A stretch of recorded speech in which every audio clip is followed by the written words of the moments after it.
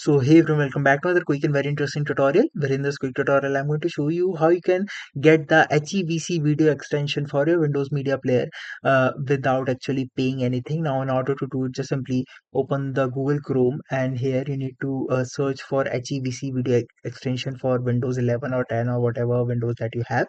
Now here, if you open the first website here, you'll see you can just simply hit on this option of download, and it will simply download on your laptop, or just simply open the Microsoft Store from here as well.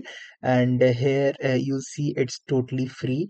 Just simply press get, and it will take some time. Now it will you can see it start to download on my laptop, and it will simply install on my laptop for me video player.